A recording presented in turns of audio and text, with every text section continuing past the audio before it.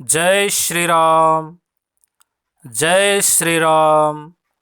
जय जय श्री राम।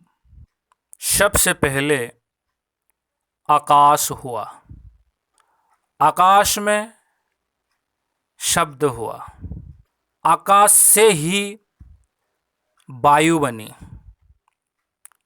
वायु में स्पर्श हुआ, वायु से ही अग्नि बनी, अग्नि से रूप हुआ, अग्नि से ही जल बना, जल से रस हुआ, जल से ही पृथ्वी बनी, पृथ्वी से गंध हुआ। मेरे कहने का मतलब क्या है? जब आकाश था तब निराकार था, जब वायु हुआ तब भी निराकार था, जब अग्नि बनी तो रूप आया, जब अग्नि से जल हुआ तब रस भी आ गया, और जल से जब पृथ्वी बनी तो गंध भी हो गया। कहने का मतलब क्या है? जब आकाश था तब निराकार था, जब वायु था तब निराकार था, जब अग्नि हुआ तब रूप आ गया, साकार हो गया, जब जल बन गया तब साकार हो गया, जब पृथ्वी बन गई तब साकार हो गया। यानी कि जो निराकार है वही साकार है, निराकार से ही साकार होता है, और फिर साकार से निराकार होता है, और निराकार से फिर साकार होता है। यानी कि जो निराकार है वही साकार है, और जो साकार है वही निराकार है। यानी कि परमात्मा निर्गुण निराकार अविनाशी परम ब्रह्म है, तो वही सगुण साकार अवतारी महापुरुष भी है। परमात्मा निर्गुण और सगुण को कैसे प्राप्त होते हैं? जब परमात्मा अकेले थे, अकेले था और कोई नहीं था, तब परमात्मा निराकार निर्गुण परम ब्रह्म स्वरूप थे।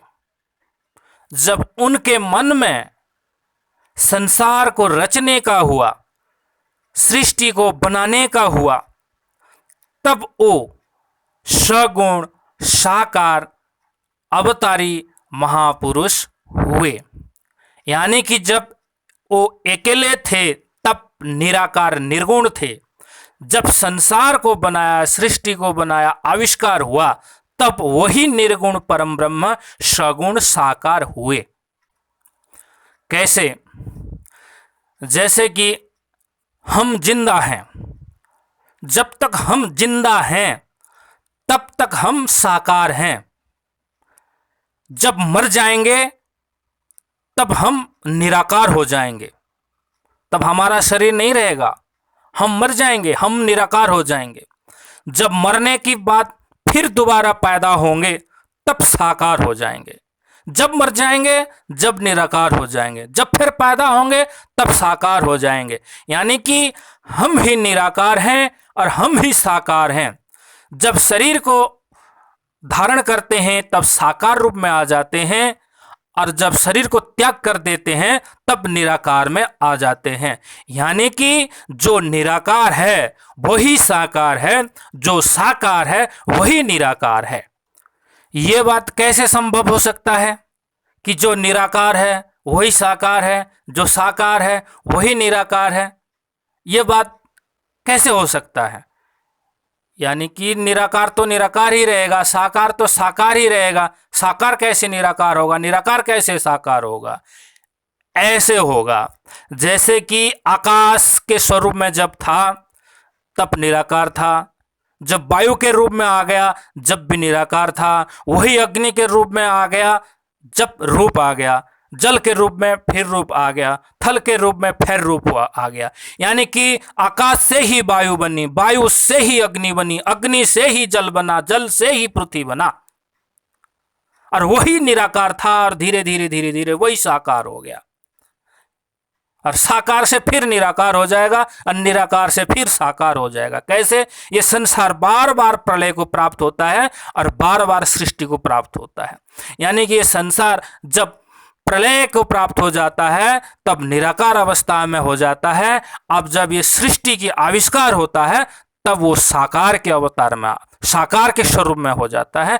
और जब प्रलय की अवस्था में आ जाता है तब निराकार की अवस्था में आ जाता है। यानी कि जो साकार है वही निराकार है, जो निराकार है वही साकार है।